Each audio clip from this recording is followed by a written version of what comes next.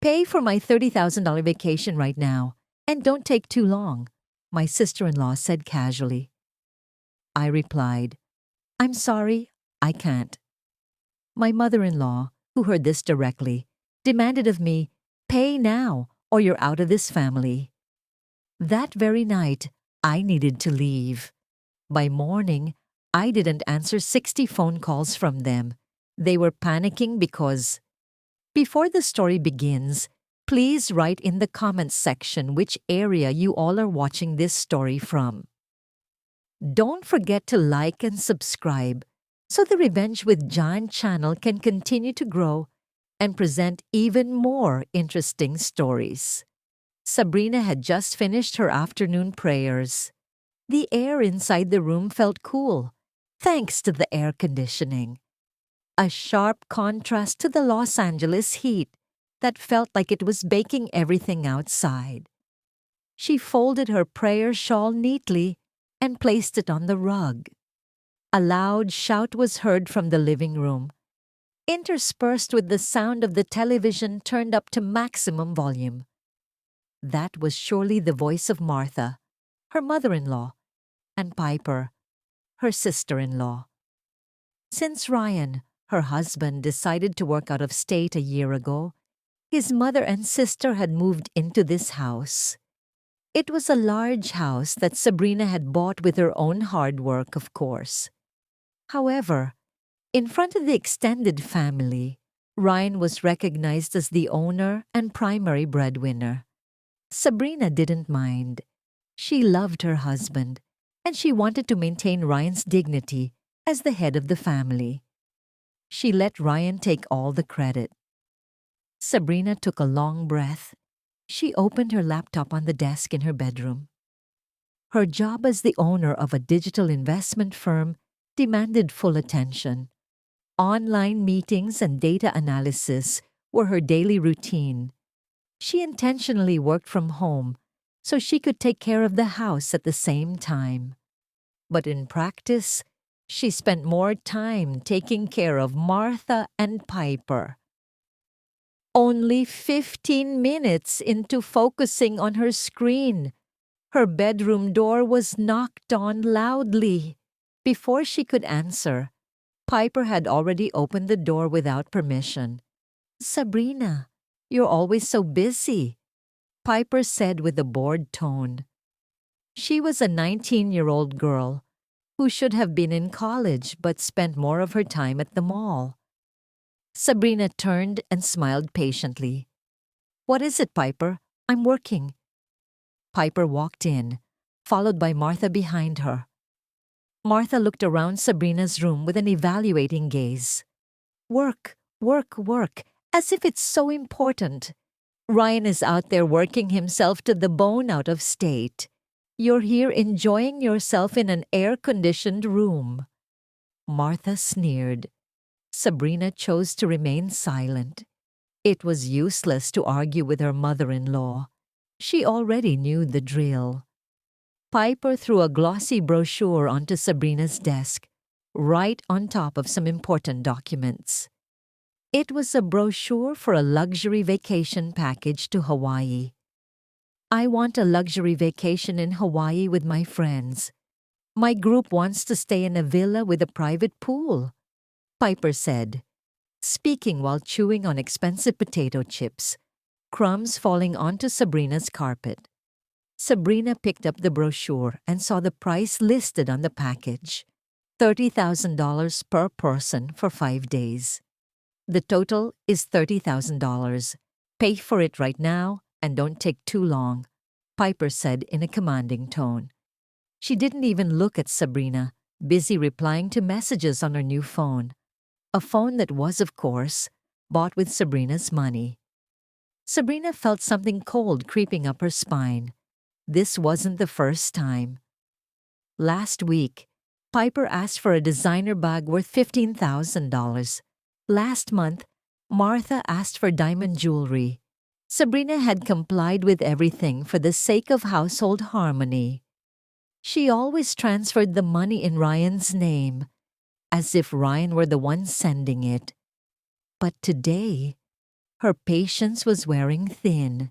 She had just paid the massive credit card bills for the unlimited cards belonging to Martha and Piper this month. Sabrina put the brochure back on the table. She looked at Piper calmly. "I'm sorry, Piper. I can't." The room suddenly went silent. The sound of the TV from outside the room sounded like a distant hum. Piper stopped chewing. Martha, who had been inspecting Sabrina's clothes, immediately turned around. "What did you say?" Piper hissed, unable to believe it. "I said I can't," Sabrina repeated with a flat but firm voice. Her neat headscarf covered her chest, but inside, her heart began to beat fast. "If you want a vacation that luxurious, use the money from your own hard work." Piper's eyes widened. "Work? You're telling me to work? Are you insulting me?" "It's not like that. I'm just saying—" "How dare you?" Martha's voice cut Sabrina off. The middle-aged woman approached Sabrina, her face red with rage. "How dare you speak like that to my daughter? Who do you think you are here? You are just a guest in my son's house." Guest. That word felt like a slap. A guest in the house she had bought in full before marrying Ryan. A house whose deed was in her own name, stored safely in a bank vault. "Mom, this isn't..." "Isn't what? Are you jealous because you can't go on vacation? Are you stingy? You're just a useless wife. All you can do is spend your husband's money," Martha barked. Sabrina clenched her fists under the table. She held back an incredible surge of anger. She had endured this for 3 years of marriage.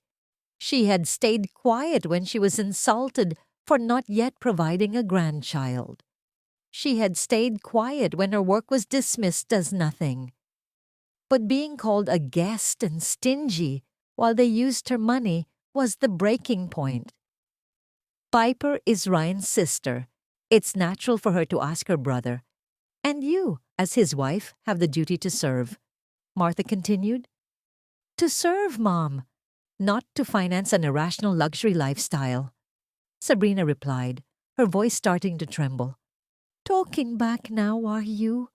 How dare you defy me?" Martha took her phone. "Let Ryan know how his wife is acting. Let him realize he chose the wrong wife. Apologize quickly and transfer the money, or I'm calling Ryan right now." Sabrina stared at her mother-in-law. That threat always worked. Usually, Sabrina would immediately give in to avoid conflict with Ryan. But seeing Piper's arrogant face and Martha's hateful glare, something inside Sabrina broke. "Go ahead," Sabrina said. "Go ahead and call Ryan." Martha was shocked by Sabrina's reaction, but her ego was too high. "Oh, you're challenging me? Fine." Martha immediately dialed Ryan's number and, as usual, turned on the speakerphone so Sabrina could hear every insult hurled at her. The ringing tone sounded 3 times before Ryan's heavy voice answered from the other side. "Hello, Mom. What is it?" "Ryan is busy." Martha immediately changed her voice to a weak, pained tone. Fake tears began to well up in her eyes. "Ryan, son, be patient. Your mother is very sad right now." Piper, beside her, also put on a pitiful face, ready to support her mother's drama. Sabrina just watched the performance with a frozen heart. She knew the scenario. She had the dialogue memorized. Ryan's worried voice came through. "Why, Mom? Who made you sad? Where is Sabrina?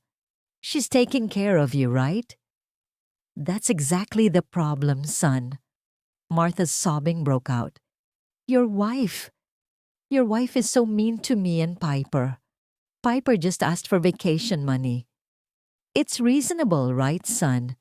She's stressed from studying all the time at college. She only asked for $30,000, But your wife yelled at Piper. Sabrina gasped. She hadn't yelled. She had only refused calmly. Sabrina told Piper to go work for herself. Martha continued, sobbing even harder. She insulted us, Ryan. She called us parasites. She said she's tired of feeding us. Even though it's all your money, son. The money from your hard work out there. Sabrina stared at the phone in Martha's hand.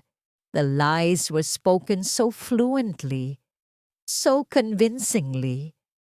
Her heart hoped Ryan would see through his mother's lies. Ryan knew Sabrina wasn't like that. Ryan knew Sabrina was a gentlewoman. Is Sabrina there?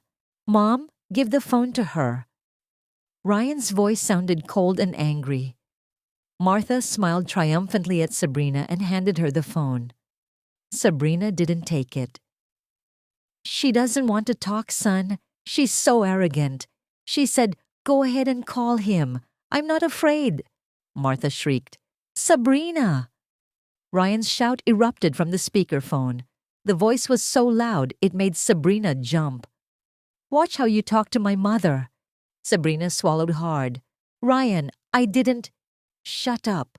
Ryan cut her off. I don't want to hear your excuses.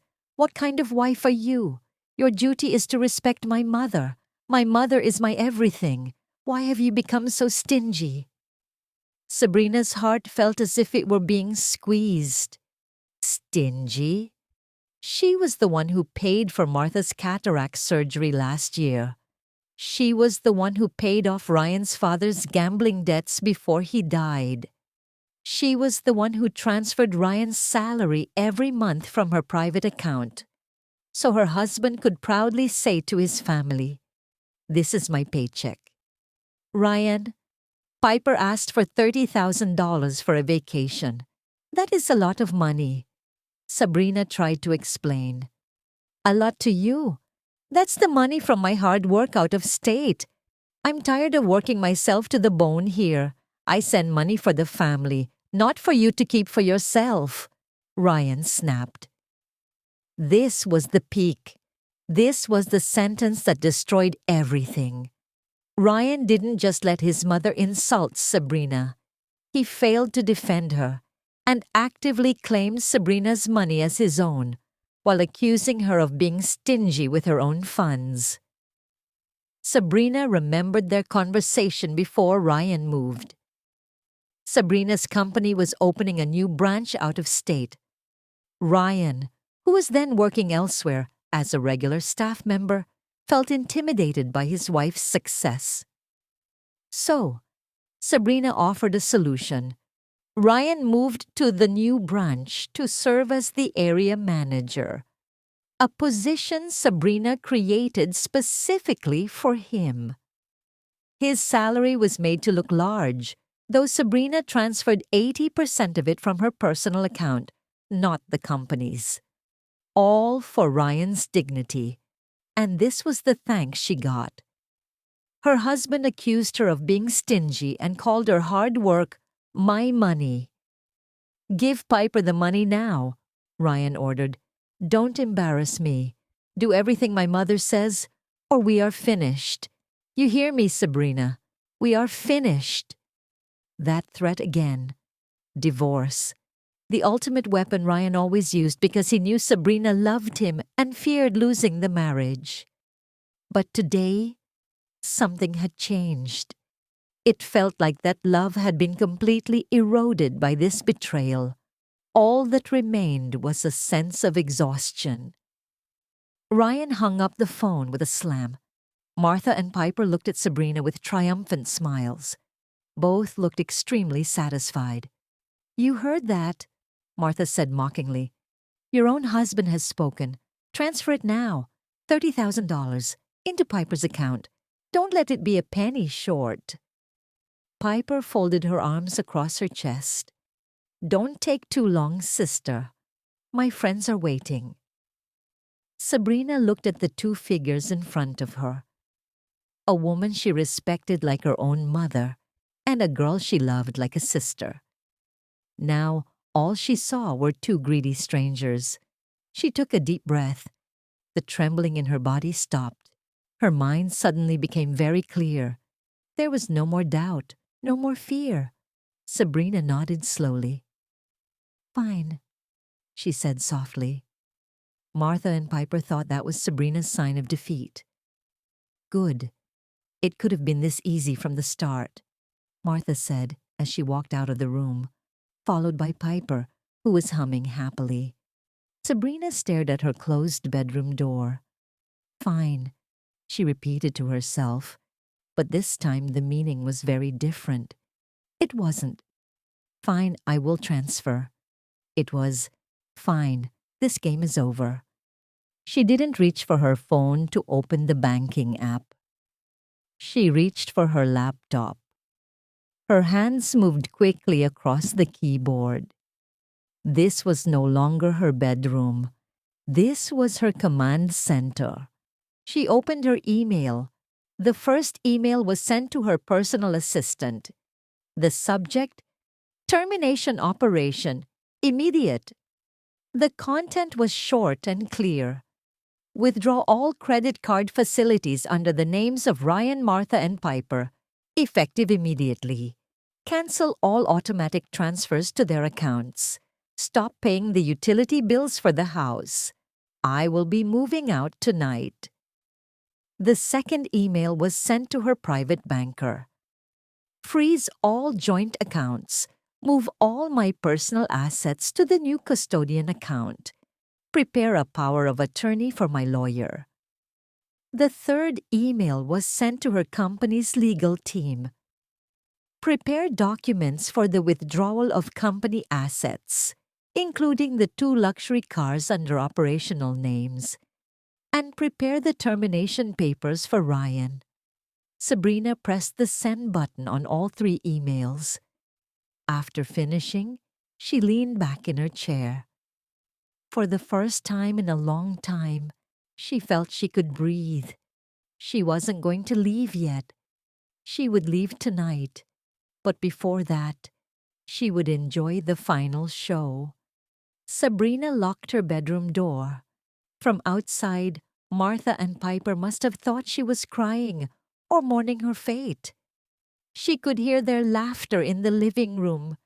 They even ordered expensive food from a 5-star restaurant to celebrate their victory. Sabrina knew this because the final notification from her credit card came into her phone before she gave instructions to her assistant to block them completely. Let that be their last luxury meal. Sabrina didn't cry. Her tears had dried up. What she felt was a strange relief, as if a mountain-sized burden had finally been lifted from her shoulders. The betrayal call from Ryan earlier was the perfect closure. No more doubt, no more hope for repair. This was the end. Her laptop lit up. One by one, the email replies came in. From Rachel, her personal assistant. All credit cards under the names of Ryan, Martha, and Piper have been permanently blocked as of this second. Automatic transfers stopped. House utility payments cancelled for next month. A pickup car will be on standby at the designated point at midnight tonight. From her private banker. Joint accounts have been frozen. All your liquid assets and investments have been secured in the personal custodian account. The legal bank team is waiting for further instructions. From her company's legal team. The withdrawal documents for the 2 car units are being processed and will be executed the day after tomorrow. Termination papers for Mr. Ryan are being drafted with the reason of misappropriation of company facilities and will be sent tomorrow morning. Sabrina closed her laptop. Everything was going according to plan. She was a very meticulous woman. For years she had built her business from scratch. She would not let anyone, even her own husband, destroy it. She opened a hidden safe behind a calligraphy painting in her room. Inside were not jewels, but documents. She took out a thick folder containing the deed to this house, in the name of Sabrina Anindita. She also took the company incorporation papers, titles for other cars, her passport, and her original diplomas. She put all of them into her laptop bag. Then, she opened her large wardrobe. On one side hung simple clothes and headscarves she usually wore at home, which Martha often mocked as outdated. On the other side, hidden in the back, was a collection of power suits, expensive blazers, and professional work attire she used when meeting major clients. She didn't touch any of that. She only took one small cabin suitcase. She didn't fill it with clothes. She filled it with an external hard drive containing all her company's backup data, some important notebooks, and a photo album of her deceased parents. That was it, her most precious treasures. She looked around the room. Her wedding photo with Ryan was still on the vanity. Ryan was smiling wide, hugging her. Once, she thought it was a smile of happiness. Now she saw it as the smile of satisfaction from someone who had gotten what he wanted. She took the photo frame, opened it, took out the photo, and tore Ryan's part of the photo in two. She kept her part of the photo as a reminder. She left the remaining part of Ryan's photo on the table. She waited. 9 p.m., 10 p.m., 11 p.m. The laughter outside had long stopped. She heard the doors to Martha's and Piper's rooms close. They were probably asleep, dreaming of luxury vacations in Hawaii.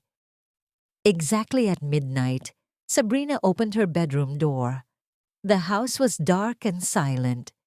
In the living room, she could see the boxes of their expensive leftover food scattered on the table. The smell of oyster sauce and butter wafted through the air. She stepped past it without feeling. She walked to the dining table, took a piece of notepaper and a pen. She wrote only one short sentence. As requested by Ryan and Mom, I am leaving.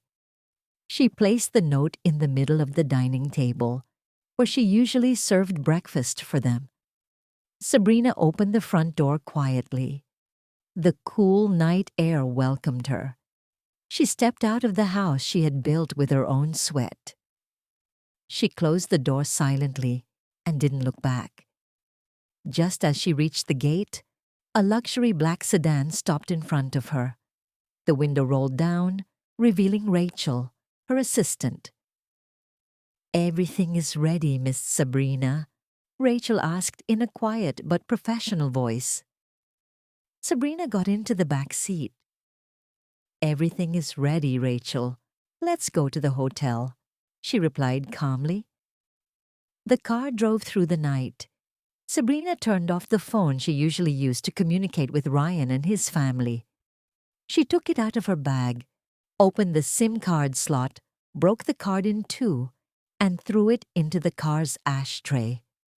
Then, she took out another phone. A special business phone Ryan never knew about. She sent one short message to her divorce lawyer. "Begin the divorce proceedings tomorrow morning. Reason: constant disputes and financial abandonment by the husband." Message sent. Sabrina leaned back in the comfortable leather seat. The car continued towards a 5-star hotel in the city center, where a presidential suite had been prepared in her name. For the first time in 3 years, Sabrina felt truly free. Piper woke up at 10 a.m. Sunlight was already piercing through her expensive curtains. She stretched lazily, a wide smile on her face. Today was the big day. Today she would book her $30,000 vacation. She imagined the envious faces of her friends when she showed off the business class tickets and photos in the private villa. She reached for her phone on the nightstand.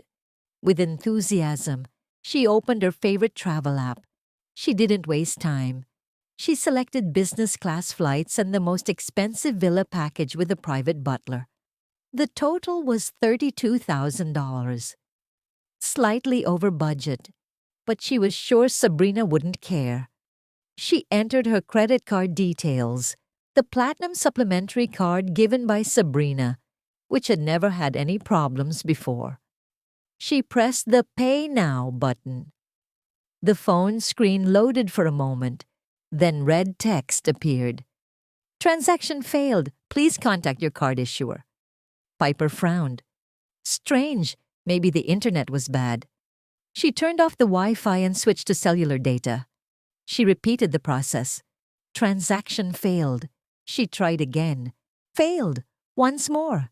Failed. What is this? She grumbled. She tried to buy something cheaper. Shoes for $500. Failed. Phone credit for $10. Failed. Panic began to set in. She opened her banking app to check her debit account. Usually, Sabrina transferred a monthly allowance there. She looked at the balance. The balance was $150. $150. Enough to buy maybe one candy bar. Mom! Mom! Piper jumped from the bed and ran to her mother's room without knocking. Mom, wake up. My card is being declined. Martha, still half asleep, grumbled in annoyance. What is it, Piper? Screaming so early.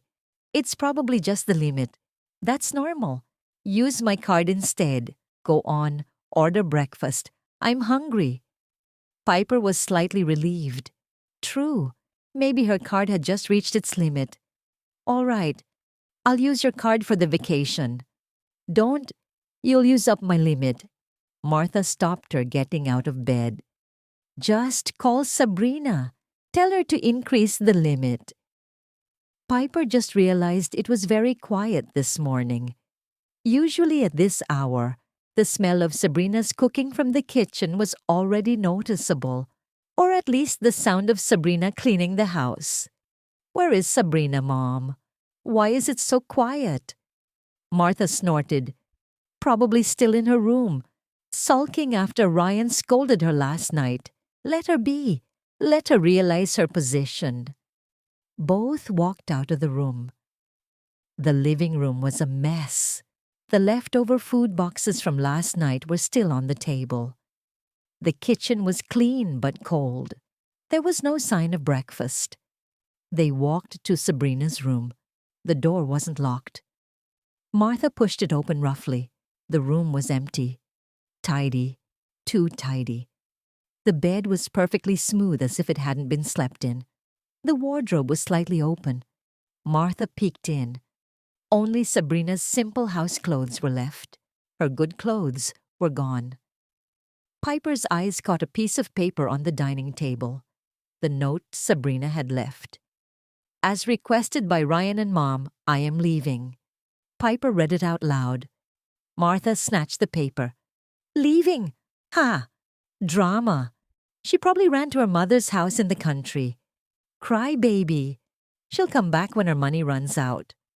But Mom! Piper began to panic again. If she's gone, what about my vacation? She took all the cards. Relax. I still have my card, Martha said arrogantly. She took her wallet and pulled out her main gold logo credit card. Let me show you. I want to buy a new bag to celebrate that stingy woman's departure. Martha opened an online shopping app and selected a new designer bag for $4,500. With confidence, she pressed the buy button.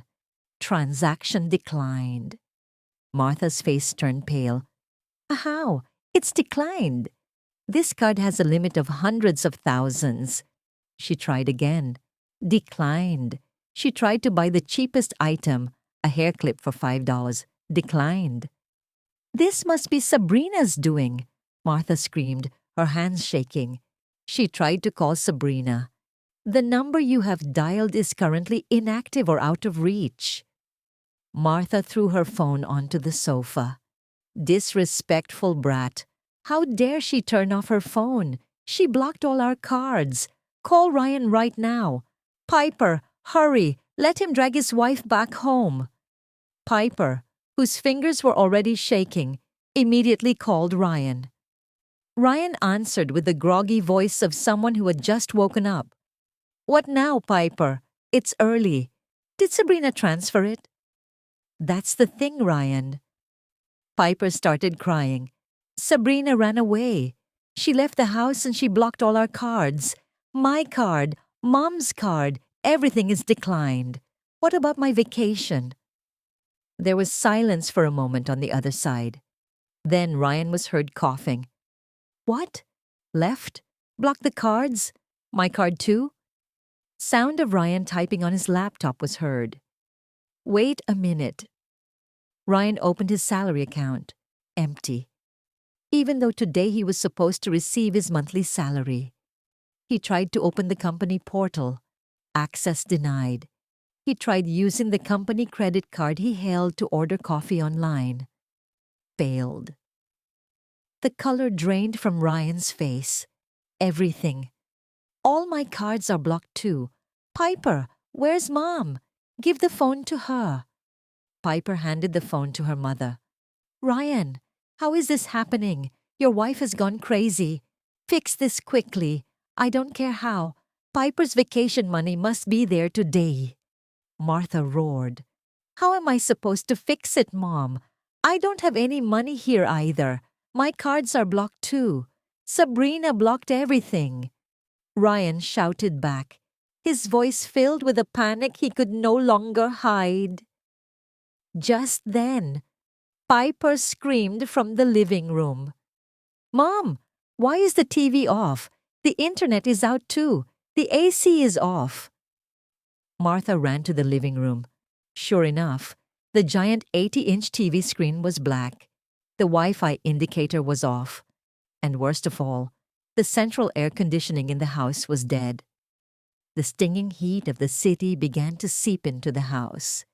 The luxury home that was always cool, bright, and filled with laughter suddenly felt like a dark, stifling, and silent prison. An email notification arrived on Martha's phone, which now only relied on her remaining data package. The email was from the bank. Notification of failed withdrawal. Your luxury home mortgage payment of $8,500 has reached its due date. Please make the payment immediately to avoid the auction process. Martha's hands shook violently until her phone fell onto the marble floor. Ryan, she whispered into the phone. The house mortgage payment failed. On the other end, Ryan could only remain silent. The real horror had just begun. They just realized that Sabrina, the quiet woman in a headscarf whom they called a guest, was the pillar supporting their entire luxurious life, and that pillar had just been pulled out. Sabrina woke up in her incredibly comfortable bed. The morning sunlight pierced through the thick curtains in the presidential suite of the 5-star hotel. She stretched her body. No noisy alarm. No rough knocking on the door from Piper. No shouting from Martha asking her to make breakfast. There was only a calming silence. She pressed a button beside the bed. A private butler entered shortly after, pushing a luxury breakfast trolley. Warm croissants, exotic fruits, fresh orange juice, and her favorite strong black coffee. Sabrina enjoyed her breakfast while sitting by the window, looking at the busy city skyline from the 50th floor. She felt as if she had just been born again. Across the room, on the mahogany desk, lay a phone. The phone she used specifically for her family. Last night she didn't turn it off. She only set it to silent. She intentionally let it stay on and connected to a charger. She wanted to see, with her own eyes how much panic she had created. At 10 a.m., exactly when Piper realized her card was declined elsewhere, the phone screen lit up. Incoming call. Piper. Sabrina sipped her coffee, her eyes fixed on the screen. The phone vibrated silently on the wooden desk. The call lasted 20 seconds, then stopped. Of course, Sabrina didn't set it to go to voicemail. She wanted them to feel the frustration. 2 seconds later, the screen lit up again. Incoming call. Martha. She let it ring. It stopped. The screen lit up again. Piper. Stopped. The screen lit up again. Martha. Stopped. Then a 5-minute gap. They were probably discussing, maybe still trying other cards. Sabrina smiled thin. She knew exactly when that mortgage bill hit Martha's phone. Exactly at 10:15, the phone exploded. Incoming call. Ryan, from out of state. Sabrina saw her husband's photo on the screen, a face she once loved, now feeling so foreign. She let it ring. It stopped, immediately followed by an incoming call. Martha. Stopped. Incoming call. Piper. Stopped. Incoming call. Ryan. Stopped. They began calling alternately, like a choir of panic. The phone didn't stop vibrating. The screen lit up and went dark, lit up and went dark, without a break. Then text messages began to flood the lock screen. From Martha.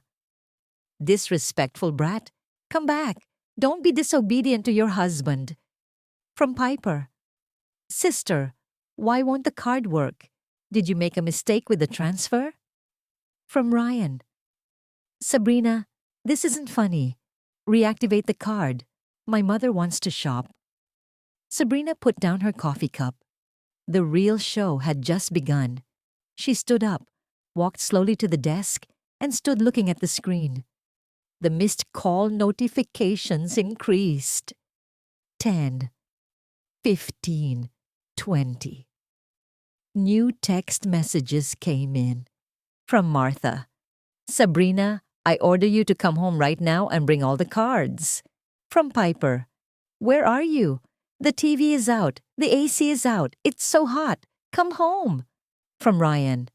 Honey, are you mad at me? Okay, I was wrong. I apologize. Please don't be like a child. Reactivate the cards. I can't even eat here. Sabrina just watched. Missed calls now reached 30.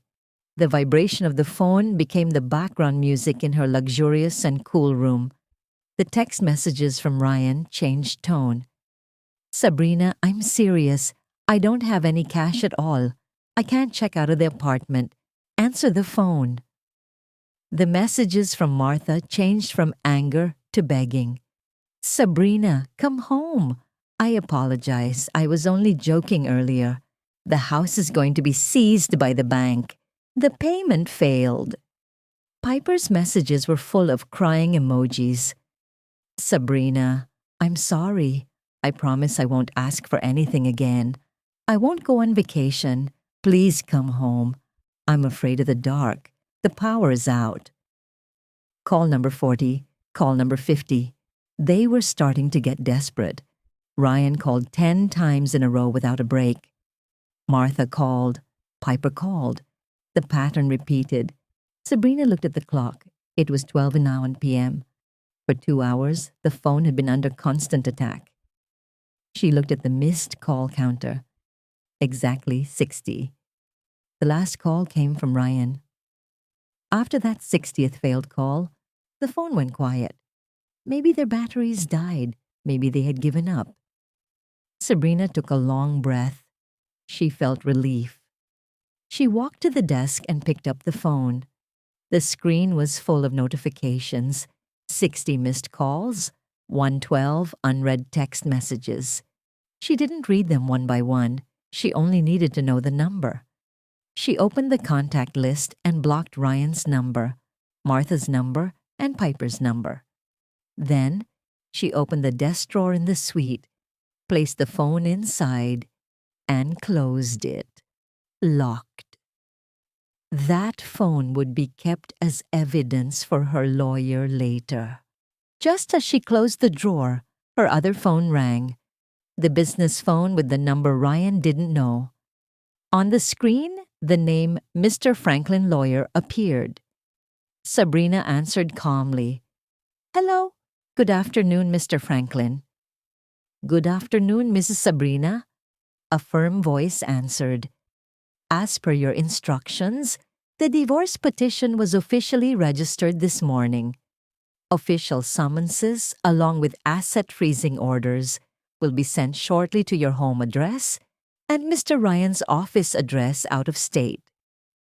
Sabrina smiled, her first genuine smile in 3 years. "Thank you very much for your quick work, Mr. Franklin." She hung up the phone. A new chapter in her life had officially begun. Out of state, Ryan felt his world crumbling to pieces. At 11 a.m., he had just received a string of embarrassing notifications. The company credit card was declined when he tried to order breakfast at the hotel. His personal debit card had a zero balance and his salary account was empty, even though he should have received his salary today. Then the email came. A cold and formal email from the head office. From the HR department of Sabrina Global Investa. To Mr. Ryan, in connection with performance evaluation and company restructuring, we inform you that as of today, your employment with the company is terminated. Ryan's heart felt as if it stopped beating. Terminated. This must be a mistake. This was Sabrina's company. He tried to access the company portal. Access denied. His account was no longer active. He read the rest of the email with shaking hands. "Please immediately vacate all company facilities, including the service apartment and operational vehicle, within 24 hours. Our team will arrive tomorrow morning to take inventory." The apartment he lived in, the luxury sedan he used, everything would be taken. He would be evicted. Real panic struck Ryan. He didn't have a single cent. Everyone here knew him as a successful and wealthy area manager. How could he suddenly admit to being bankrupt? His shame was greater than his fear. He called his mother and Piper, shouting and asking where Sabrina was, but they were just as panicked.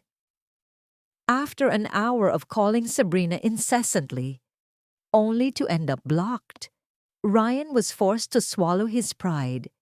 He, the great manager, had to call one of his subordinates, lying that his wallet had just been stolen and he needed an emergency loan to return home. Holding back his shame, he managed to collect $300, enough for a ticket. Not a business-class plane ticket he usually posted about on social media, but an economy-class bus ticket. The 18-hour journey felt like hell. The bus was hot, crowded, and smelled bad. Ryan couldn't sleep. His thoughts spun. Angry at Sabrina for doing this, angry at his greedy mother, angry at his spoiled sister. But most of all, he was angry at himself. Why was he so stupid? Why did he think Sabrina would stay quiet forever? He arrived back home the next day. His body was sore, his clothes were wrinkled, and his face was haggard. He had to call a bike taxi to get to his house. The luxury residential complex looked the same, but Ryan felt like a stranger. Upon arriving at his house, he saw something strange. The automatic gate was tightly closed.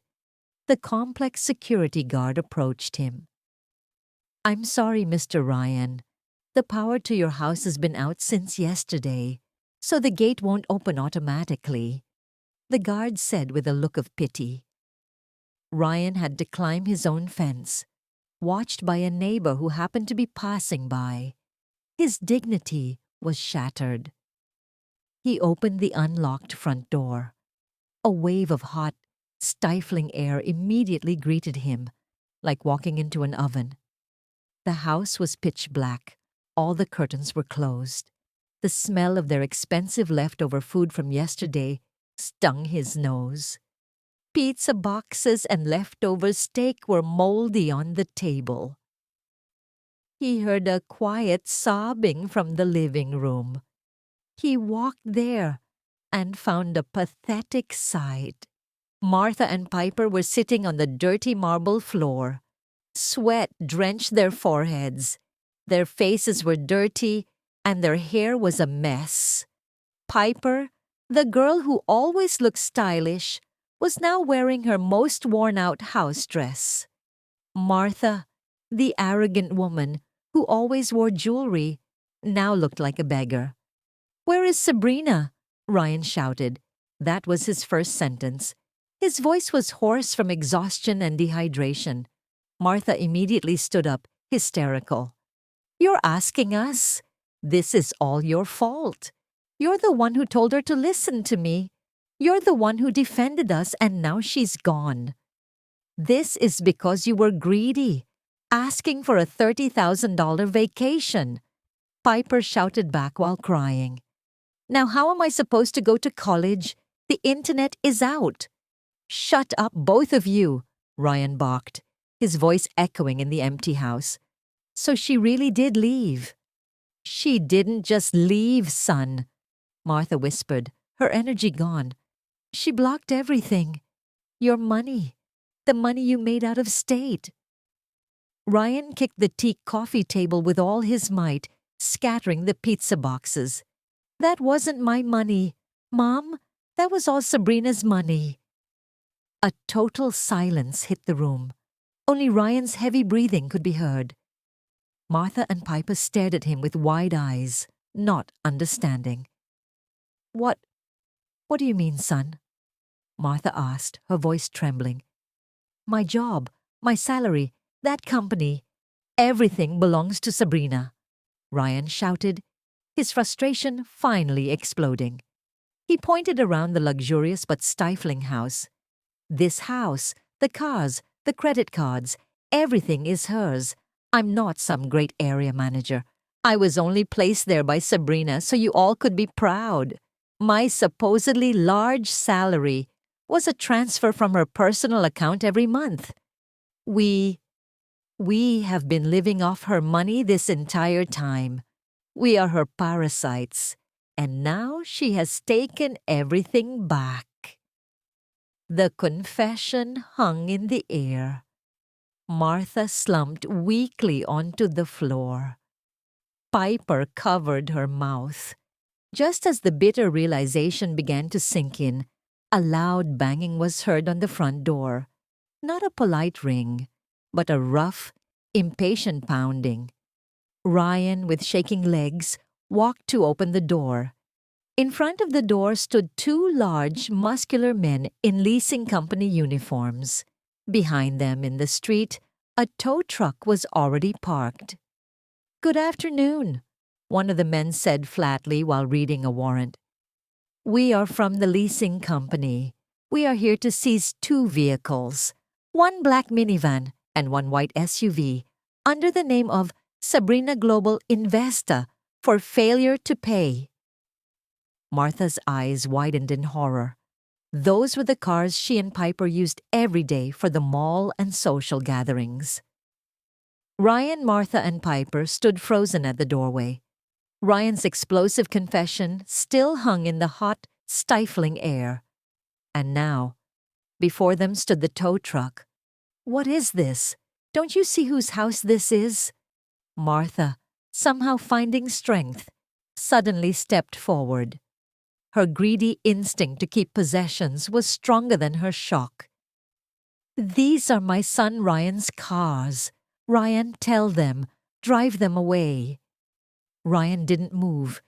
He couldn't even look his mother in the eye. He just looked down at the dirty marble floor where his dignity had been crushed. One of the leasing officers stepped forward, unintimidated by Martha's shouting. "I'm sorry, Mom. We aren't dealing with Mr. Ryan. We are dealing with the legal owner of these vehicles. He held the warrant in front of Martha's face, a legal seizure warrant for 2 car units. Ownership, Sabrina Global Investa. Martha's eyes widened reading that name, the same name she just heard from her son. A name she thought was only where Ryan worked. Impossible, Martha hissed. This is a trick. This is my son's company. The officer sighed, losing patience. Mom, our data is complete. The owner of this company is Miss Sabrina Anindita, and she has instructed us, through the company legal team, to withdraw all assets used by parties no longer affiliated with the company. That includes Mr. Ryan, who is no longer an employee. No longer an employee. Those words were the final nail in Ryan's coffin. Martha and Piper looked at Ryan with horror. Ryan could only nod slowly, confirming the nightmare. No, this is my car. You're robbers. Piper suddenly screamed hysterically. She ran to the garage, trying to get into her white SUV as if she could drive it away. Of course, the car was locked. The 2 officers followed her. The scene became an embarrassing spectacle. Piper's screams and Martha's shouting echoed in the usually quiet residential complex. One by one, neighbors began to open their curtains.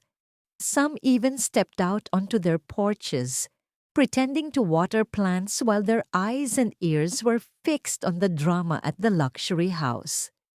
Martha, who had always walked with her chin up, boasting about her son's wealth at every gathering, now looked like a madwoman. She tried to pull at the officers who were forcing open the garage door. The officers ignored her. With their tools, the garage was opened. The tow truck engine roared. One by one, the 2 luxury cars, symbols of their status, were dragged out of the garage. No, please, don't take my car, Piper cried, no longer caring about her mother or brother. All she cared about was her image in front of her friends. How would she go to college? How would she go to the mall? Her life was over. Ryan could only lean weakly against the door frame, watching it all happen. He had no right to stop them. He was nobody. Just as the tow truck began to move away, another sedan stopped in front of the house. A more formal sedan. 3 people got out, 2 men and 1 woman, all wearing the neat uniforms of a major bank. Martha, still sobbing, looked at them in confusion. Who are you now? The woman leading the group stepped forward, her face firm and unfriendly. Good afternoon. We are from the bank.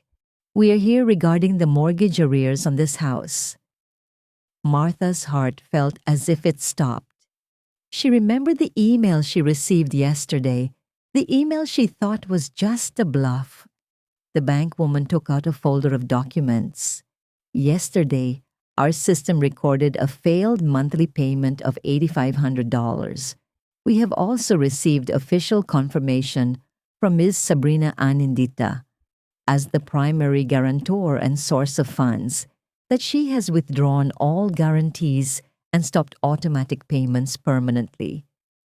Ryan finally spoke, his voice hoarse and desperate. Wait, I'm her husband. This is our house. This is marital property. You can't just take it. The bank woman looked at Ryan with a cold stare. I'm sorry, Mr. Ryan. You're mistaken.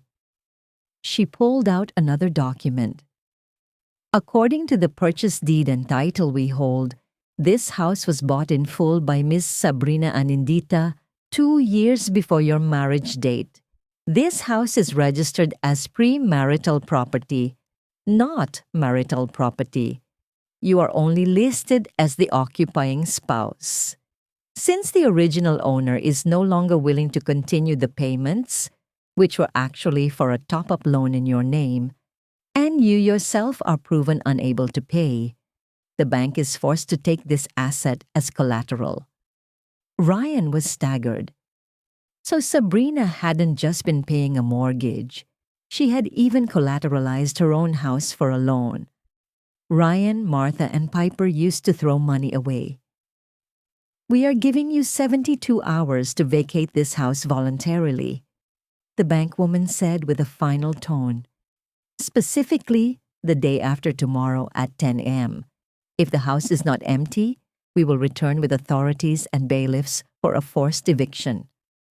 The 3 bank officers turned, got into their car, and left. They didn't need to wait for an answer. The house went quiet again. A terrifying silence. Ryan, Piper, and Martha stood at the door. Outside, their neighbors were still watching. The stench from inside the house mixed with the exhaust from the tow truck. Martha looked at Ryan, then at Piper. Her eyes, which were full of anger before, were now empty. Then, without a sound, her body collapsed forward. She fainted on the dirty marble floor. Piper only gave a small cry and slumped weakly beside her mother.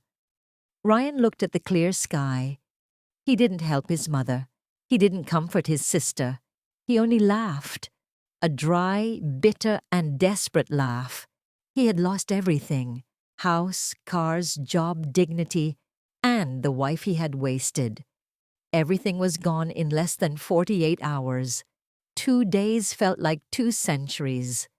The bank's 72-hour deadline would expire tomorrow morning. The luxury house had turned into a hell.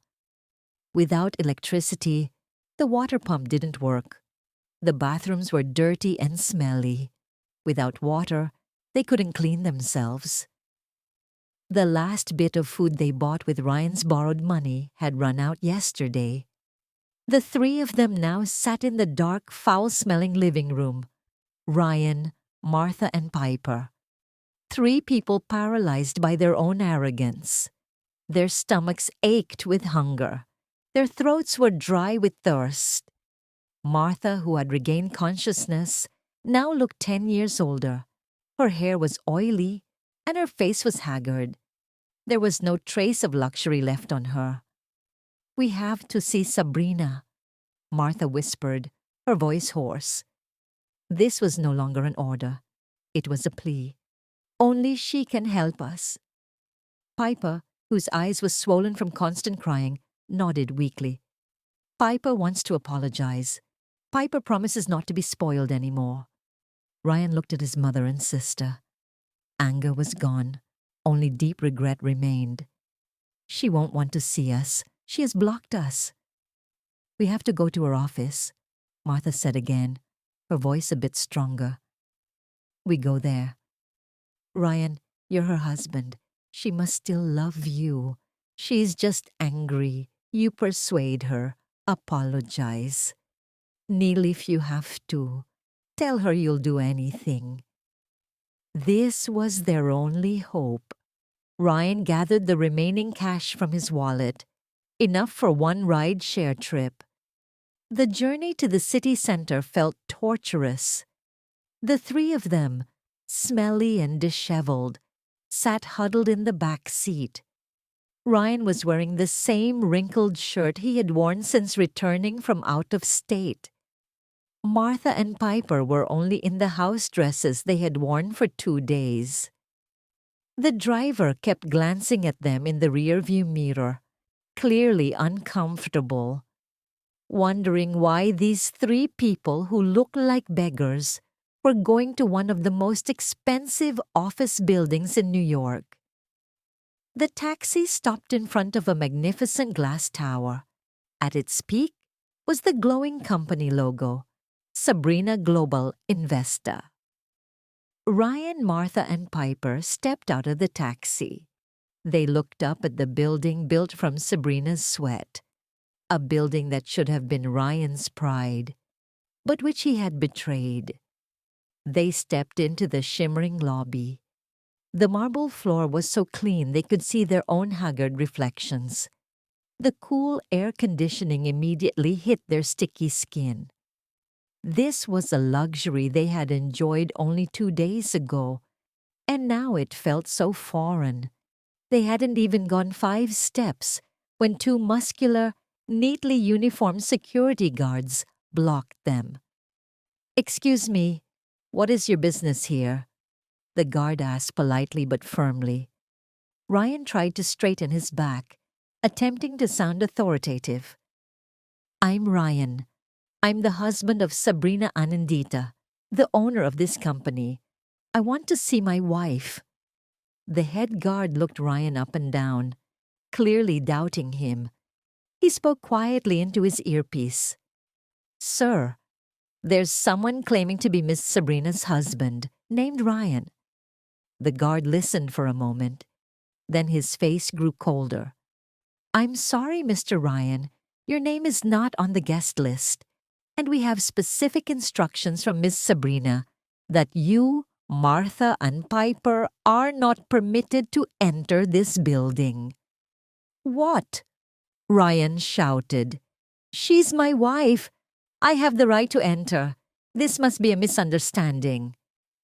Martha stepped forward, her arrogance resurfacing. "You don't know who we are. I am her mother-in-law. She is my son's wife. Let us in. Sabrina, Sabrina, come out here."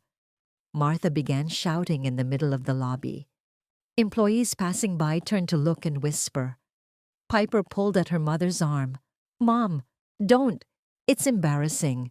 "I don't care. Sabrina!" "Sir, please maintain order, or we will be forced to—" Just as the guard was about to grab Martha's arm, a soft ding was heard. The VIP lift across the lobby opened. A sudden silence fell. Sabrina walked out, but this was a Sabrina they had never seen in their lives. She wasn't wearing a house dress or a simple headscarf. She wore a navy blue blazer set that was expensive and perfectly tailored. Underneath was a crisp white shirt. Her headscarf was styled modernly and elegantly. Her face was lightly but professionally made up. She looked sharp, powerful, and incredibly beautiful. Behind her followed 4 middle-aged men in expensive suits, her board of directors, and Rachel, her assistant. They all froze. Sabrina stopped walking when she saw the 3 dirty figures in front of her. She looked at Ryan, then Martha, then Piper. Her face was calm. No anger, no sadness, nothing. Only the cold gaze of a CEO whose schedule was being interrupted. Ryan was the first to recover. Seeing his wife so majestic and seeing himself so wretched, all his pride vanished. There was only desperation. He ran forward and did exactly what his mother had suggested. He knelt in the middle of the crowded lobby, Ryan, the arrogant husband, kneeling at Sabrina's feet, clutching her expensive shoes. "Sabrina, honey, I'm so sorry." Ryan sobbed, tears streaming down his dirty face. "I was wrong. I was blind. Please, Sabrina, don't divorce me. I promise I'll be a good husband. I'll wash your feet every day. I beg you, give me one more chance." Martha and Piper were shocked to see Ryan, but they soon followed suit. Martha also knelt, trying to grab Sabrina's arm. "Sabrina, forgive me. I was the one who was wrong. I was greedy. Forgive us. Don't evict us. Where are we going to live?" Piper could only stand behind them, crying silently, too ashamed and afraid to do anything. The entire lobby went silent. All eyes were on the surreal scene. Sabrina looked at the 3 people groveling at her feet. She looked at Ryan, who was sobbing. She took a slow breath. "Ryan," she said, her voice clear, calm and stable, echoing in the silent lobby. "Get up. Don't embarrass yourself any further." Ryan looked up, his eyes full of hope. "Sabrina, you forgive me? You still want me?" Sabrina shook her head slowly. Martha told me to get out of the family. And Ryan, you said we were finished if I didn't obey. She paused for a moment, letting the words sink in.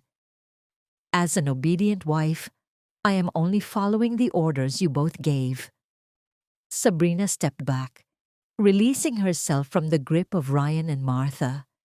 She turned to the head of security. Sir, she said with a clear, commanding tone, I do not know these three people. They are disturbing public order and my meeting schedule. Please remove them from my building. My building. Those words hit Ryan, Martha, and Piper like a sledgehammer. They looked up with defeat. Yes, ma'am. The security guards immediately moved. They grabbed Ryan and Martha by the arms, forcing them to stand. Please leave, sir, ma'am. No! Sabrina, don't do this! Ryan screamed. Sabrina didn't look back. She straightened her blazer sleeve and turned. Gentlemen, our client is waiting at the restaurant. The directors nodded, and they all walked with Sabrina out through the revolving lobby door. Outside, a glossy black luxury car was waiting with the door open. Sabrina got in, and the car drove off smoothly. Ryan, Martha, and Piper were forcibly pushed out by security onto the sidewalk. They tumbled onto the hot asphalt under the pitying gazes of pedestrians. The lobby glass doors closed in front of them, reflecting their wretched and desperate shadows. The hot asphalt of the sidewalk felt like it was burning through the thin house dresses Martha and Piper wore. Ryan slumped weakly beside them. People passing by glanced at them with a mix of disgust and pity. The security guard stood tall behind the door, ensuring they didn't try to enter again. The humiliation was total. Get up, Ryan hissed, his voice hoarse, pulling his mother up. Get up, Mom. Let's leave this place. Leave? Leave to where? Martha sobbed, her dirty face looking at Ryan. We have nothing left. The house? Tomorrow we'll be evicted. The reality hit them again. They had no destination. They began to walk, aimless like zombies. The New York sun was merciless. Piper, who was used to expensive shoes, now walked in thin house slippers. Her feet were blistered and sore. Ryan tried calling several distant relatives. As soon as they heard his voice, they hung up. News of their downfall, or maybe a warning from Sabrina, had spread faster. No one wanted to deal with them. They were poison. They walked for miles. They didn't have a single cent for a taxi or bus. As the day grew dark, they finally arrived back at their luxury residential complex. The guard at the gate looked at them with pity, but said nothing. They climbed over the fence of their own house once again. The house now felt even more terrifying. Pitch black, a worsening stench, and hot like a sauna. That night, they didn't sleep. They sat on the hard living room floor, surrounded by the shadows of the luxury furniture that would soon be seized. No one spoke. At 10 p.m., a large group arrived. Not just 3 bank officers, but a full team with bailiffs, some police, and a large truck. Neighbors gathered in front of their respective houses. The bailiff read the forced eviction order. Martha tried to fight, screaming Ryan's name, Sabrina's name, and God's name, but no one cared. 2 female officers held her and dragged her out of the house. Piper screamed as she saw officers marking the items in her room, her bag collection, her shoes, her vanity. Everything would be auctioned. She was also dragged out, covering her face in shame. Ryan didn't resist. He just stood there, letting an officer lead him out. The 3 of them were sat on the side of the road, on the sidewalk grass, right in front of their own house. They watched as movers began taking out their belongings. The expensive leather sofa, the teak dining table, the two-door fridge, Martha's bed. Everything was loaded into the truck.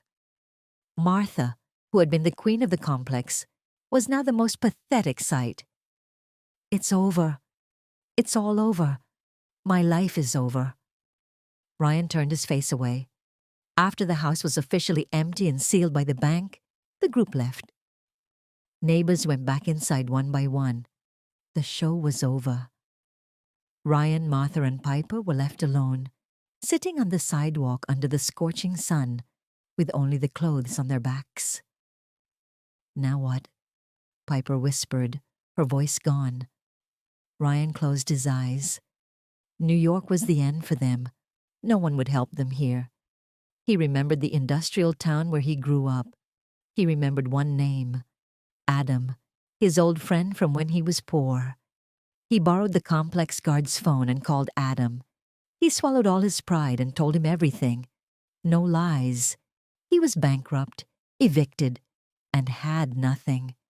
After a long silence, Adam sighed. "Fine, Ryan. Just come here. But don't expect an easy life. I live in a tiny studio. And you have to work. Work at anything." A small hope appeared. Ryan nodded, even though Adam couldn't see him. "Thank you, Adam. Thank you." Martha Ternyata had a little cash tucked away, money she had pilfered bit by bit from the grocery funds. Ironically, that money became their savior, enough for 3 economy-class bus tickets. The journey was a penance. They sat crowded in a hot, packed bus. Martha and Piper, used to luxury cars, had to endure nausea from the smell of sweat and cigarette smoke. They arrived at their destination, a dusty, noisy industrial town. Adam picked them up on his beat-up motorcycle. Ryan rode on the back, while Martha and Piper had to take a public van. Adam took them to his place, a narrow, muddy alley. The home was a single room, maybe 10 by 12 feet. The bathroom was shared with 10 other families outside. "For now, you can sleep here," Adam said flatly. "But tomorrow morning, you work, Ryan." This was the real struggle. The next day, Ryan began working, not as a manager. Adam took him to the Central Market. His job, a porter, carrying heavy sacks of rice and vegetables from trucks to stalls from 3 a.m. to 3 p.m. His soft body, softened by luxury, felt broken on the first day. But he had no choice. If he didn't work, they didn't eat. Martha, used to giving orders, now had no one to command.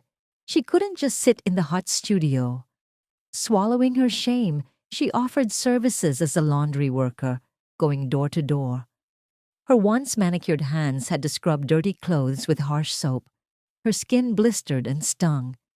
And Piper, the spoiled princess.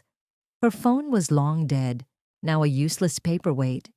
She had no skills and no degree. The only job she could get was at a dingy diner near the market.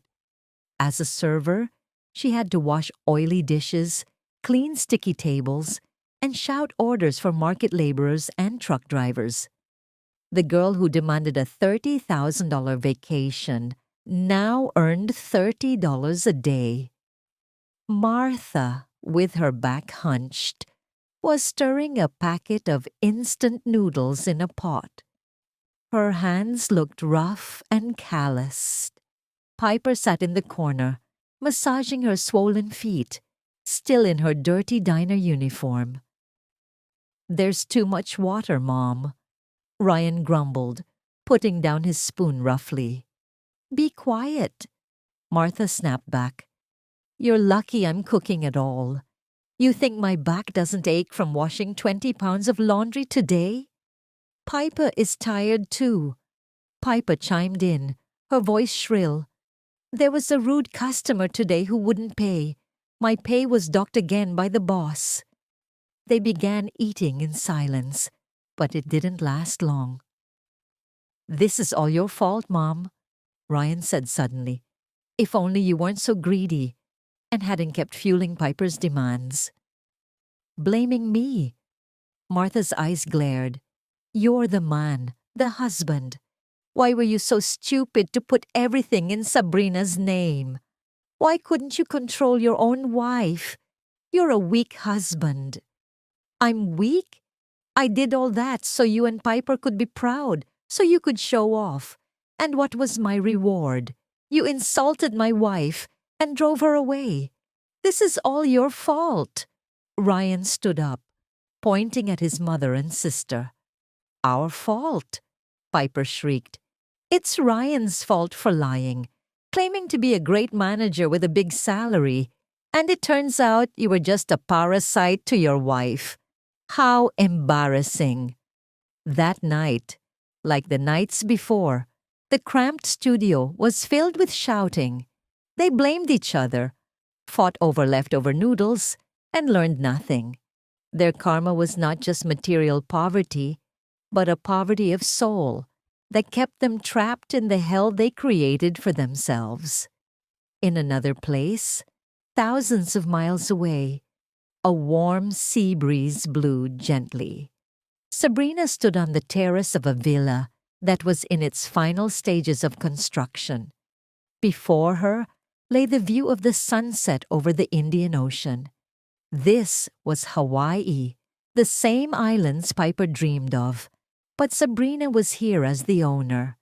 She was inspecting her latest luxury resort project, a masterpiece of eco-friendly architecture. She wore a simple but elegant linen kaftan. Her sand-colored headscarf matched the beach below. Around her, architects and project managers noted her instructions with respect. Her business phone rang. On the screen was the name, Rachel, personal assistant. "Hello, Rachel. How is New York?" Sabrina asked. "Everything is smooth, Miss Sabrina," Rachel answered. "An update for you. The renovation of your old house on Orchard Street is 90% complete. How should the interior be done?" Sabrina paused. That house, the house she built with love, which was then filled with betrayal. "Just sell it, Rachel," she said suddenly. "Sell it? But isn't that—" "I don't need bad memories," Sabrina cut her off gently. "It's just an asset. Sell it for the highest price. We'll use the money to build the orphanage I planned near here." "One more thing, Mom, from the legal team," Rachel added. "Your divorce is final and absolute. Congratulations. All assets are 100% back in your name." Sabrina closed her eyes. The last burden felt lifted. Thank God.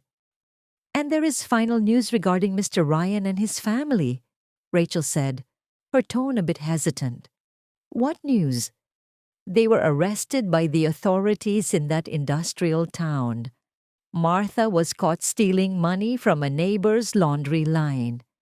And when the police investigated Ryan, they found that he had long been falsifying his university degrees, even before working for your company. He faces multiple charges: data forgery and theft." Sabrina was silent for a long time. There was no joy, no laugh of victory. There was only a deep sense of relief. She didn't need to take revenge. Their own bad character had finally destroyed them to the roots. "Let the law handle them," Sabrina finally said. "Thank you, Rachel. Please ensure the bonuses for all project teams here are paid on time. They worked hard." Sabrina hung up the phone. She stood alone on the villa terrace, looking at the horizon. She took a deep breath, inhaling the scent of salt, sand, and freedom. She was not just a wealthy woman. She was a whole woman. She had won the greatest battle of her life, the battle against betrayal and the battle to find herself again. And now she stood tall, peaceful, and undefeated.